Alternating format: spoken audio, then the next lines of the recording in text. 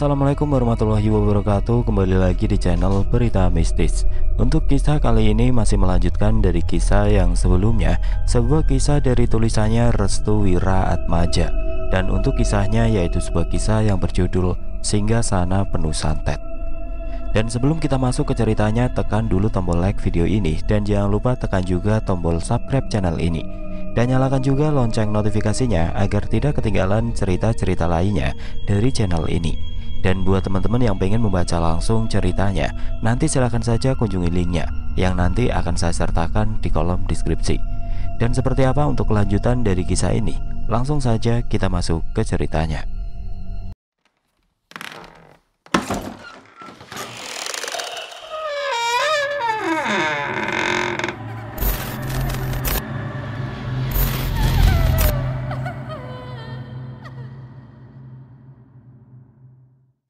Belum ada kabar yang baik terkait pemberitaan dari Pak Sastro dan nasib dari kedua tim suksesnya. Pak Buyung masih menunggu kabar tersebut. Akan tetapi, keanehan pun mulai terjadi. Tiba-tiba tubuh Pak Ari mengalami panas dingin tidak jelas tepat di keesokan harinya. Pak Buyung mulai khawatir. Ia mulai berpikir jika santet tersebut tidak akan mempan kepada Gunawan dan juga Pratama, namun malah menyerang kepada dirinya sendiri. Terlepas dari apa yang akan terjadi kepada dirinya tersebut, ia mengingat akan sesuatu. Jika santet itu tidak mempan kepada korbannya, itu artinya santet tersebut menyerang balik kepada orang yang melakukannya dan orang yang berada di balik penyerangan santet tersebut. Pak Buyung tidak bisa berbuat apa-apa. Dia pun memutuskan untuk pulang ke rumah dan beristirahat agar tubuhnya kembali lagi seperti sedia kala. Namun saat dirinya tertidur, tiba-tiba ia bermimpi sesuatu. Pak Buyung bermimpi jika dirinya dikejar-kejar oleh pocong yang wajahnya sangat mengerikan. Pocong itu terus mengejar Pak Buyung sampai dirinya merasa lelah. Untungnya saat itu juga Pak Buyung langsung terbangun dari tidurnya. Namun teror belum usai. Saat dirinya memegangi hidungnya, tiba-tiba ada cairan yang keluar dari hidung Pak Buyung. Ternyata Pak Buyung mengalami mimisan. Bukan hanya itu saja, dari telinganya juga keluar darah yang mengalir secara perlahan. Tubuh Pak Buyung tiba-tiba melemah seketika. Bersamaan dengan itu, dia melihat sebuah lemari yang ada di kamarnya bergerak-gerak sendiri. Sepertinya di dalam lemari tersebut ada sesuatu. Pak Buyung pun penasaran, ia mencoba untuk bangkit dan membuka pintu lemari tersebut. Akan tetapi ketika dirinya berhasil membuka pintu lemari tersebut, tiba-tiba dari dalam muncul sosok berwarna putih lusuh. Bau yang sangat busuk dan menampakkan wajah yang begitu mengerikan. Pocong.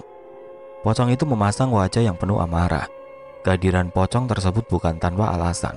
Artinya Pak Buyung menjadi target utama setelah kegagalan santet tersebut menyerang pada korbannya. Pocong itu hanya menggerak-gerakkan kepalanya sembari mengeluarkan darah dari mulutnya. Pak Buyung pun langsung keluar dari dalam kamar untuk menghindari pocong tersebut. Dia kemudian bergegas diri untuk kembali ke rumah dukun tersebut untuk meminta bantuan. Sesampainya di rumah dukun tersebut, Pak Buyung langsung menjelaskan terkait apa yang baru saja terjadi kepada dirinya. "Mbah, saya diteror pocong hari ini. Hidung saya juga mimisan, telinga saya juga keluar darah. Tolong Mbah, apa yang terjadi dengan saya?" tanya Pak Buyung. Dukun tersebut tidak bisa mengatakan apa-apa. Ia juga sudah angkat tangan terkait apa yang terjadi dengan Pak Buyung. Menurut dukun tersebut, pocong yang dikirimkan untuk membunuh Gunawan dan juga Pratama tidak terima karena keduanya tidak mampu untuk menembus ke rumah keduanya. Dengan begitu, pocong itu malah balik menyerang Pak Buyung karena dinilai sebagai orang yang berada di dalam kesepakatan yang dijanjikan. Dukun itu meminta kepada Pak Buyung untuk segera pulang ke rumah. Dia tidak mau jika pocong itu juga akan menyerang balik dukun tersebut. Kekecewaan yang dirasakan oleh Pak Buyung pun sangat tampak jelas tergambarkan di wajahnya. Ia kemudian keluar dari rumah dukun tersebut sembari membanting pintu rumah. Pak Buyung pun kembali ke rumahnya dengan hati yang penuh dengan amarah. Pasalnya, ia gagal menjatuhkan Pak Sastro dan gagal juga untuk membunuh kedua tim suksesnya dari Pak Sastro sendiri, yaitu Gunawan dan juga Pratama. Kini dia menjadi sasaran dari serangan yang dilakukan oleh sosok pocong yang awalnya menyerang Gunawan dan juga Pratama. Sesampainya di rumah, Pak Buyung pun segera beristirahat kembali. Namun saat dimana dirinya ingin membuka pintu kamar, tiba-tiba Pak Buyung mendengar suara aneh yang berasal dari dalam kamarnya. Saat dimana Pak Buyung membuka pintu, tiba-tiba tepat di kasurnya sudah terduduk sosok pocong sembari menundukkan kepalanya. Pak Buyung pun langsung lari dari tempat tersebut dan meminta bantuan kepada warga sekitar terkait kemunculan pocong yang ada di rumahnya. Namun sayangnya tidak ada satupun warga yang ingin membantu Pak Buyung. Para bawahannya juga menolak ketika diminta bantuan oleh Pak Buyung. Mereka semua tidak ingin teror yang sama mengenai pada diri mereka masing-masing. Keadaan semakin kacau, Pak Buyung segera kembali ke dukun tersebut. Namun saat dirinya tiba ke rumah dukun tersebut, Pak Buyung tidak menemui dukun tersebut di sekitaran rumahnya. Ternyata usut demi usut, dukun tersebut telah melarikan diri dari desanya untuk menghindari teror yang sama. Pak Buyung mulai kebingungan. Ia tidak tahu harus meminta bantuan kepada siapa. Teror pocong tersebut terus-menerus menghantui dirinya hingga membuat Pak Buyung menjadi stres dan tidak masuk akal. Padahal pemilihan calon kepala desa akan hadir beberapa hari lagi ke depan. Pikiran dari Pak Buyung tidak bisa menjadikan dirinya menjadi lebih baik. Tiap harinya Pak Buyung mendapatkan teror yang mengerikan dari sosok pocong tersebut. Dia bahkan seringkali berteriak ketakutan hingga membuat dirinya menjadi korban dari teror itu sendiri.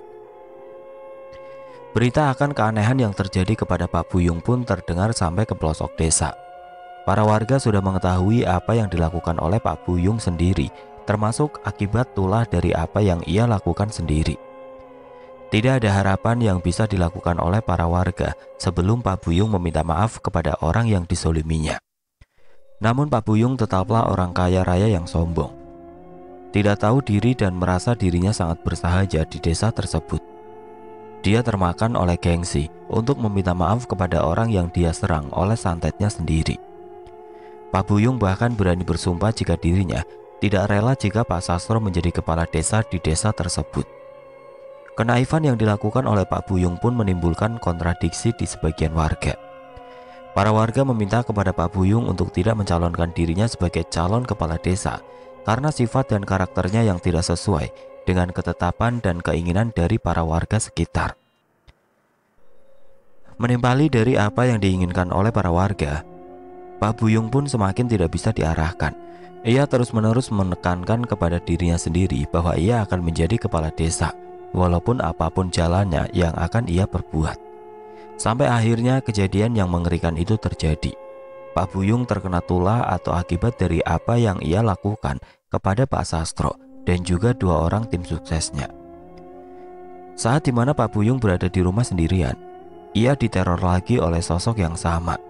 Pak Buyung mendapati sosok pocong itu sudah berada di kamar mandi, tepat di saat dirinya ingin masuk ke kamar mandi. Hal ini pun membuat Pak Buyung kelabrakan. Dia ketakutan hingga membuat tubuhnya gemeteran karena melihat wajah dari sosok itu yang benar-benar sangat mengerikan. Pak Buyung pun mencoba untuk bergerak dan melarikan diri dari kamar mandi. Namun sayangnya, takdir berkata lain. Saat dimana Pak Buyung ingin melarikan diri, tiba-tiba petaka sial mengenai Pak Buyung sendiri. Ia terpeleset hingga membuat kepalanya terjatuh tepat di ujung lantai yang sangat lancip. Darah mulai keluar dan terus bercucuran dengan derasnya. Tidak ada satupun orang yang menolong Pak Buyung hingga maut menjemputnya. Pak Buyung meninggal tepat di hari pemilihan kepala desa karena atas ulahnya sendiri. Berita kematian dari Pak Buyung sempat membuat geger para warga yang ada di sekitaran. Mereka tidak percaya jika Pak Buyung sendiri menjadi korban pertama dari keganasan santet yang menyerangnya. Belum ada kepastian yang pasti penyebab dari kematian Pak Buyung. Namun rumor atas kematian yang tidak wajar dari Pak Buyung sendiri menjadi topik panas akan pemilihan kepala desa yang akan berlangsung beberapa hari lagi. Namun atas kematian dari Pak Buyung itu sendiri, banyak orang-orang yang mengira bahwa keterkaitan santet yang berada di atas kematiannya sangat berperan besar. Karena itulah para warga sempat berhati-hati agar teror yang sama tidak menyerang mereka semua. Ki Amborowo yang tahu akan penyebab kematian dari Pak Buyung hanya terdiam. Dia sempat meminta kepada Pak Sastro untuk tetap fokus sebelum pemilihan itu berlangsung. Akan ada banyak lagi hal-hal yang mengerikan sebelum kejadian yang sama itu berlangsung. Akan tetapi atas kejadian seperti ini, Pak Mojo semakin yakin jika dirinya akan menjadi kepala desa dan mampu mengalahkan dua pasangan calon kepala desa yang masih tersisa, yaitu Pak Sastro dan juga Pak Hardiningrat. Pak Mojo benar-benar sangat berambisi untuk bisa menduduki singgasana kepala desa yang selama ini ia incar. Mengikuti jejak bapaknya, Pak Mojo terus melakukan berbagai cara untuk bisa menduduki singgasana idamannya. Sampai akhirnya dia pun mulai memiliki rencana jahat lainnya. Namun kali ini dia hanya mengincar satu persatu dari apa yang sudah direncanakan. Pak Mojo berniat untuk menyerang Pak Hardiningrat dan mencoba untuk bisa mengalahkan satu persatu calon kepala desa yang lainnya. Pak Mojo tahu jika mengalahkan Pak Sastro tidaklah mudah. Ia sangat meyakini jika peran dari Ki Amborowo sangatlah besar hingga mampu membuat dinding pembatas dari segala serangan yang ingin ia lakukan kepada Pak Sastro. Karena itulah Pak Mojo bermaksud menyerang Pak Hardiningrat sebelum pemilihan itu berlangsung. Di suatu malam tepat saat di mana Pak Hardiningrat sedang bersama dengan istrinya sedang tertidur, mereka berdua mendengar suara aneh yang berasal dari atap rumahnya. Kala itu, mereka berdua mengira suara itu adalah suara tikus yang sering kali berlarian dari genteng rumahnya. Namun semakin malam suara itu semakin aneh. Suara tikus itu terdengar seperti suara dibuat-buat oleh orang dan terkesan sangat mengerikan. Pak Hardiningrat pun akhirnya terbangun dari tidurnya. Dia kemudian pergi keluar kamar untuk mengecek apa yang berada di sekitaran kamarnya. Saat dia keluar dari kamar, Pak Hardiningrat mencium bau busuk yang berasal dari sekitaran ruangan tersebut. Bau busuknya sama persis seperti bau bangkai tikus yang sering ia dapati dari sekitaran rumahnya. Karena penasaran, Pak Hardiningrat pun akhirnya mencari sumber bau tersebut. Dia kemudian menyisir tiap ruangan dan sudut yang ada di rumah tersebut. Akan tetapi, keanehan pun terjadi saat dirinya merasa ada sesuatu cairan yang menetes dari atap bagian atas rumahnya. Tetesan itu tepat mengenai wajahnya. Apa ini? Pak Hardiningrat mencium cairan tersebut, dan ternyata cairan tersebut adalah darah yang telah tercampur dengan nanah. Astagfirullah. Perlahan Pak Hardiningrat menatap ke atas, dan hal yang mengerikan pun terjadi. Di atap rumahnya, Pak Hardiningrat melihat sosok pocong sedang terduduk sembari meneteskan darah dan nanah dari wajahnya. Pak Hardiningrat pun langsung masuk ke dalam kamarnya. Ia segera membangunkan istrinya sesaat setelah melihat pocong tersebut. Semenjak teror itu berlangsung, Pak Hardiningrat tidak nafsu makan. Ia lebih memilih untuk berdiam diri di dalam kamar. Istrinya berusaha untuk membuat Pak Hardiningrat untuk sembuh seperti sedia kala. Namun makin hari fisik dari Pak Hardiningrat semakin memburuk. Padahal kurang lebih dari 2 hari lagi pemilihan kepala desa akan berlangsung.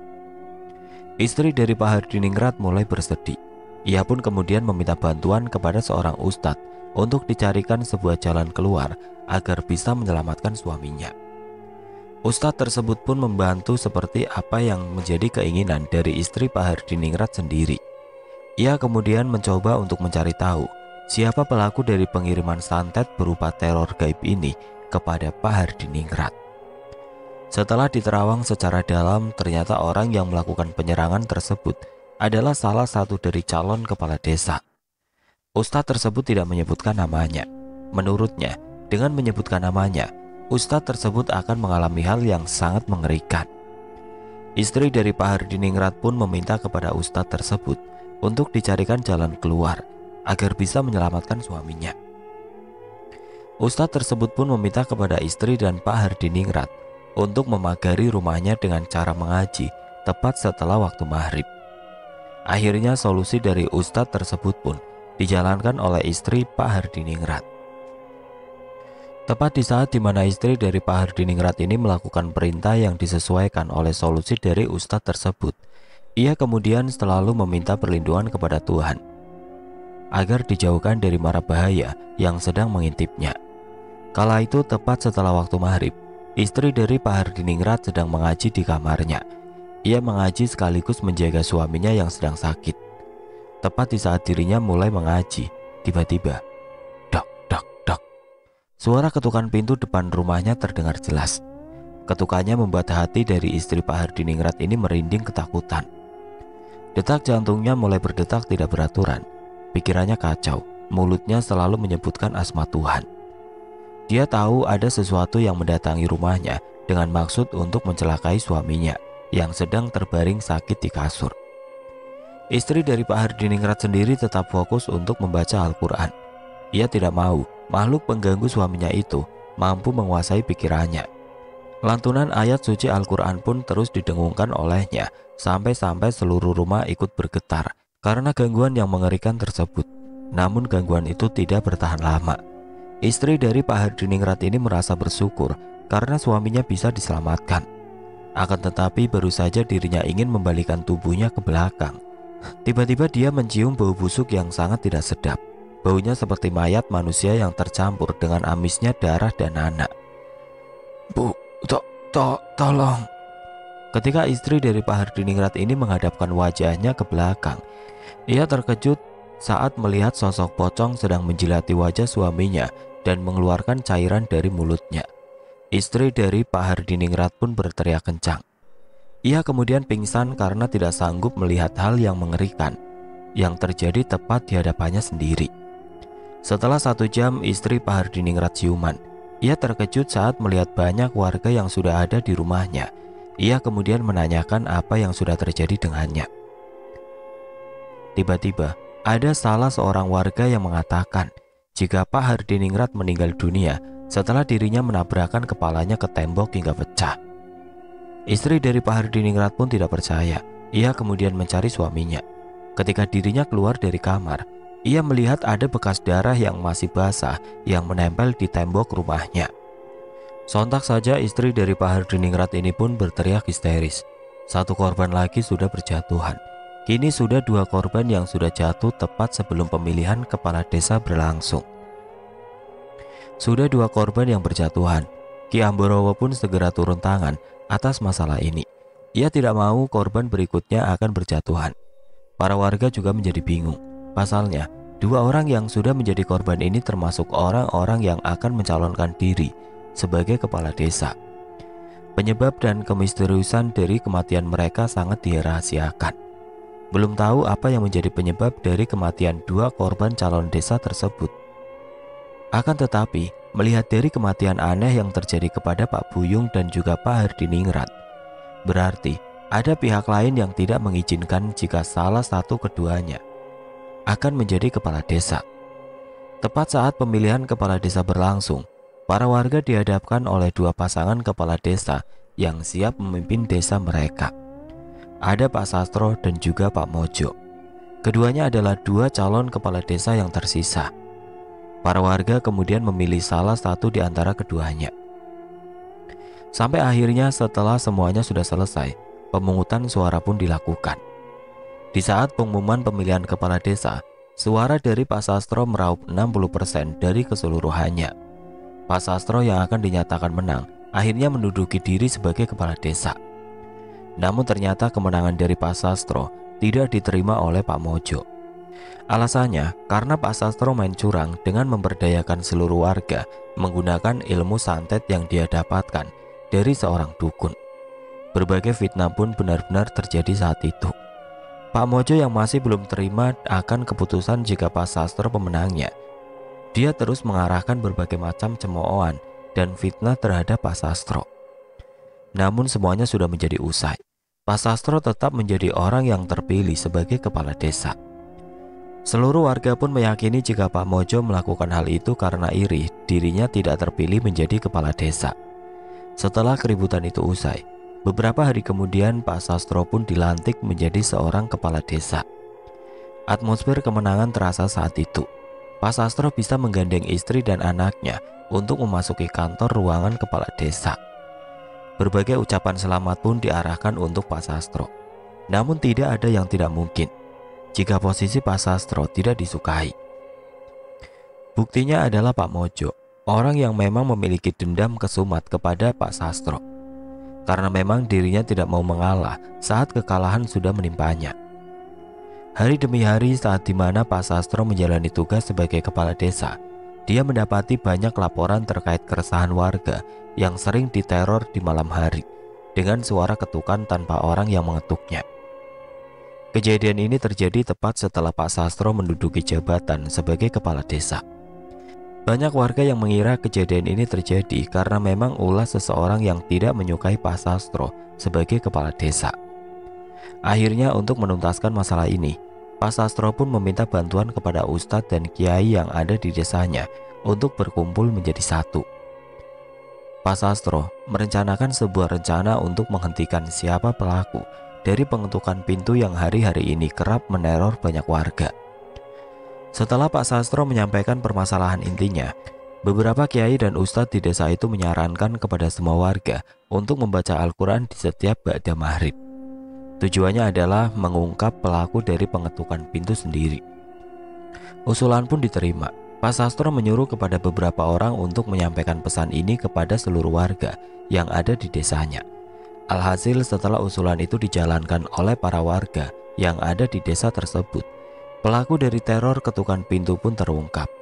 Hal ini terjadi ketika ada salah seorang warga yang baru pulang kerja melihat sosok pocong yang tengah berdiri di tengah lapangan desa. Warga itu mengatakan pocong itu tidak bergerak sama sekali dan terus berdiam diri di tengah lapangan tersebut hingga akhirnya menghilang. Laporan ini pun akhirnya dibenarkan oleh Pak Ustadz dan Kiai yang turut membantu dalam menyelesaikan kasus teror ini.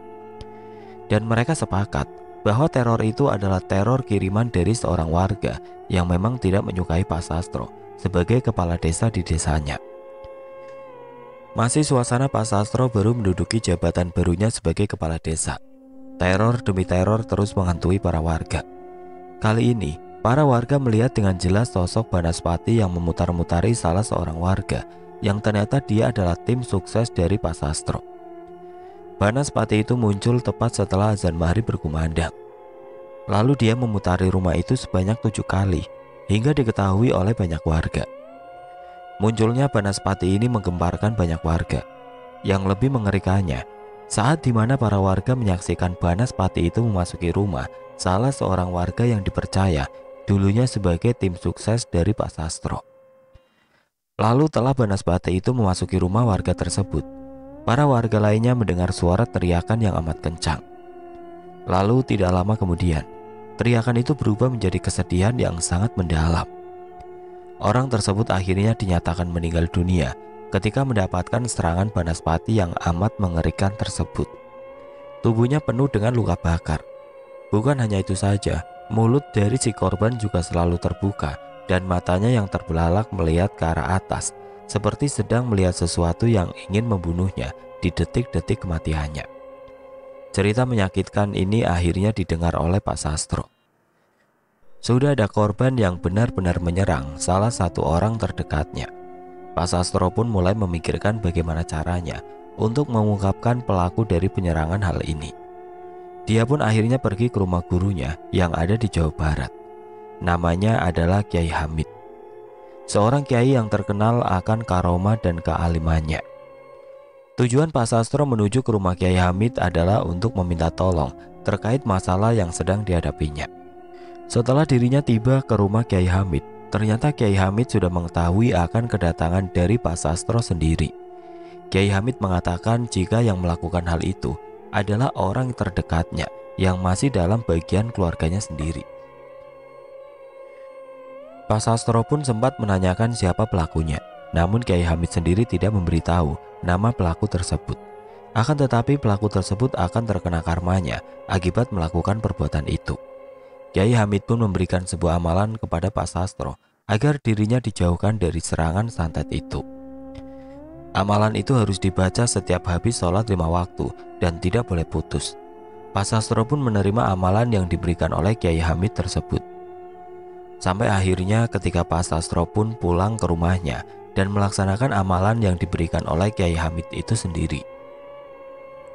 Setelah berhari-hari dirinya menjalankan amalan itu, beberapa warga melihat banyak kejadian aneh yang terjadi di sekitaran rumah Pak Sastro. Dimulai dari kemunculan sosok pocong lalu bertebaran telur-telur busuk yang ada di sekitaran rumah Pak Sastro, sampai Banaspati yang selalu memutari rumah Pak Sastro.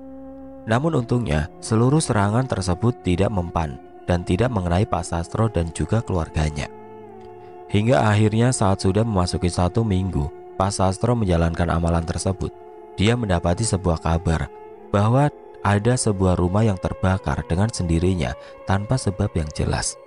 Ternyata rumah itu adalah milik Pak Mojo, orang yang masih ada ikatan keluarga dengan Pak Sastro sendiri. Seluruh harta milik Pak Mojo pun ludes terbakar. Bahkan yang lebih mengerikannya, istri dari Pak Mojo juga terkena korbannya dari keganasan si jago merah itu sendiri. Tubuh dari istri Pak Mojo terbakar hingga mengalami cacat seumur hidup. Pak Sastro yang mengetahui hal itu pun langsung teringat dengan perkataan Kiai Hamid, jika orang yang selalu menyerangnya dengan santet akan terkena balasannya sendiri. Dan ternyata itu semua benar. Pak Mojo terkena tulah atau akibat dari apa yang ia perbuat sendiri. Semenjak kejadian terungkapnya Pak Mojo sebagai pelaku dari penyerangan santet, para warga pun geram dan mengusirnya dari desa tersebut. Pak Sastro tidak bisa berbuat apa-apa, karena di lain sisi dia juga menjaga keamanan warganya, walaupun Pak Mojo sendiri merupakan bagian keluarganya. Akhirnya setelah Pak Mojo diusir dari desa, tidak ada lagi kejadian-kejadian aneh yang menyerang Pak Sastro ataupun kepada para warga. Dan yang dikatakan oleh Kiai Hamid itu benar. Siapa yang melakukan perbuatan jahat, dia sendiri yang terkena tulahnya.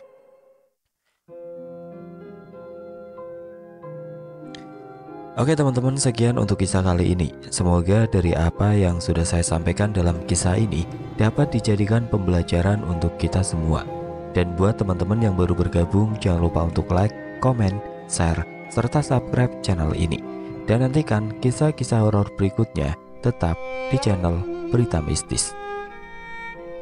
Wassalamualaikum warahmatullahi wabarakatuh.